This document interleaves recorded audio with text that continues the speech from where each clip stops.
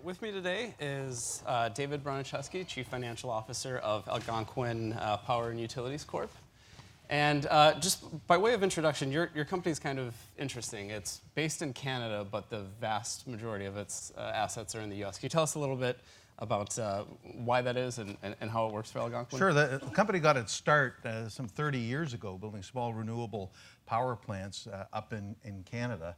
And the company went public in '97, and then continued to diversify into other forms of generation, wind and solar, and then ultimately started buying some regulated utilities in the States as part of a diversification strategy. And then ultimately, I mean, you fast forward to today, we've now grown that utility platform to be basically 2/3 of our business, with another 1/3 being in the power space. And so most of that growth has actually been here in the United States. So I feel very comfortable being in New York at a Canadian fixed income conference, because I kind of feel that's kind of true to what we are, that basically, you know, a U.S. company inside a Canadian entity. And so you're up to about 90% of your assets in the U.S. right now, is that right? That's correct. And is that sort of the balance we can expect going forward? Well, pretty much, because you know, most of the growth that we're experiencing right now and that we see over the next 5 years is going to be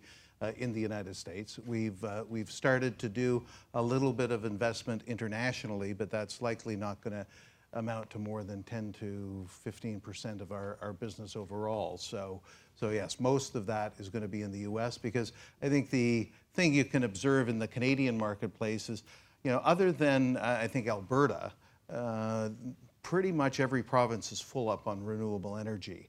And so there's not a lot of further growth that needs to take place in Canada to bring renewables to the market, but there's huge opportunities to do that here in the United States. Right. And you finance your business sort of in a unique way for a power and utilities company. Can you tell us a little bit about what you do differently? Yeah, so we have two senior unsecured bond platforms. We've got one that we've executed entirely in the U.S. private placement market that finances our utility business. We're, you know, arguably, you know, probably one of the top 10 issuers into the U.S. private placement market there, with, you know, about $2.5 billion outstanding in that market. Then we have a senior unsecured bond platform that we have on the power side of our business, and that is used to finance all of our renewables business. And the interesting thing that I do like to point out to people is it's getting harder and harder for companies to get those long-term 20, 25-year power purchase agreements with regulated utilities or investment-grade counterparties. And so what that really means is it's going to get harder and harder for renewables companies to actually obtain project-level non-recourse financing, because you've got a 20 or 25-year asset, and who are you going to go to finance that on the debt side if you don't have that long-term offtake arrangement? The nice thing about our portfolio, we have a senior unsecured bond platform that's supported by 40 generating facilities in the renewable space. So for us to go out, manage our own offtake, and we don't play in the merchant market, and so we look to kind of get 10 to 15 years of revenue certainty out of it, and then we can plug that in to be, you know, the 41st generating station out of that basket. And so you can think of the power of the diversification that comes with that. All right. And so your company, like Dave mentioned, you're really big in renewable energy. Can you tell us a little bit about the economics of that?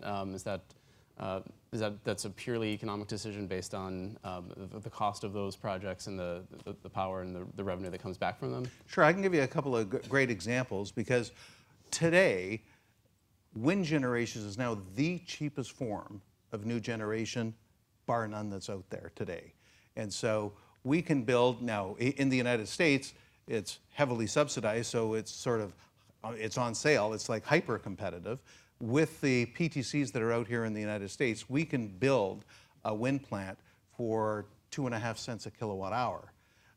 But even without the PTCs, we can build a new wind generating station in a decent wind environment for about 4.5 cents a kilowatt hour. And you are not building any other new form of generation for that price. And in fact, it's so competitive that at our Missouri utility that we bought in 2017, there's a coal generating facility, a 250 megawatt coal generating facility. Well, we got approval from the regulator in Missouri to shut down that coal plant and build out 600 megawatts of new wind to replace it. That represents $1 billion of investment that's going right into the rate base of that utility. So that just shows you that the all-in cost of wind is actually cheaper than the variable cost of coal. So that sort of greening of the fleet that you just described, shutting down coal plants, building more wind, can we expect that to continue? Is there anything that would change that trajectory for you? Well, certainly we've got this to finish up in Missouri, but we also have on the books yet another plan, and this has to do with our California electric utility. We're fortunate enough to actually be the electric utility that's on the west side of Lake Tahoe. So it's beautiful. They got 400 feet of snow per year, so if you want to go skiing, it's great there. But they're also very environmentally conscious in that area, and so as a result of that, we're looking to convert that entire utility, and it'll end up being one of the first utilities in the state of California to go 100% renewable, and we're looking to do that within the next 5 years. And tell us a little bit about how you're financing these projects. I understand you recently tapped the green bond market. Yeah, so as I mentioned before, we do have our bond platform that we use to finance the renewables. But earlier this year, we actually did qualify the bond as a green bond. And I like to say, like, we were green before we even knew it was hip to be green, if you know what I mean, because we've been doing this kind of all of our life. And so the folks at National Bank highly recommended that since we're doing it anyways, then we might as well get it qualified to be green. So we went through the process, qualified it as a green bond, and I will say that it helped with demand, but it didn't necessarily help with the coupon too much, because I guess the people that like green also like green, and so but I think over time I think what we're going to see is increasing pools of capital that are going to be allocated to this. So I do think in the longer term that it actually will make a difference in pricing. All right. And so you think, I mean, based on that process for you to see a lot more of that, those green bonds in the future for Algonquin? Sure. Like next year, we're probably going to be coming to market with 2 bonds, because there's a huge investment that's taking place right now, as I said, to take advantage of these production tax credits in the United States. So we will have a bond that we're going to issue on the utility side that will qualify as green, because that's being used now to shut down the coal plant. And then on the power side of the business, it's all wind and solar, and so it'll certainly qualify. So we will have 2 bonds coming to market next year that both will qualify as green. All right. And so I know this is a bond conference, but I have to mention that your equity has done great over the past couple of years, and saw that the company just last week announced a 23 million share sale. How do you see as sort of your target capital structure as far as issuing debt versus equity going forward? Yeah. Well, I've always said that really what makes a really strong bond platform is to have a really strong equity platform. And so for us, it's all about maintaining our credit metrics. And so we target a BBB flat investment grade credit metric. We have that, in all parts of our business. We're rated by S&P, Fitch, and DBRS up in Canada. And so it's very important for us to maintain that credit rating. We've never hesitated to come to the market to raise equity to make sure that we're not getting too far ahead of our skis from a leverage point of view. And I think that's really been powerful for us when we do come to the bond market, because I think we enjoy today, I think, a very, very good audience in the debt markets up in Canada and in the United States. Right. And aside from developing the projects in-house, another part of Algonquin's strategy has been these tuck-in acquisitions. What can we expect as far as how big those acquisitions are going to be? What geographic areas? What industries? Sure. Well, I will put a little bit of a qualifier in there because on the renewable power side of our business, we would never do acquisitions.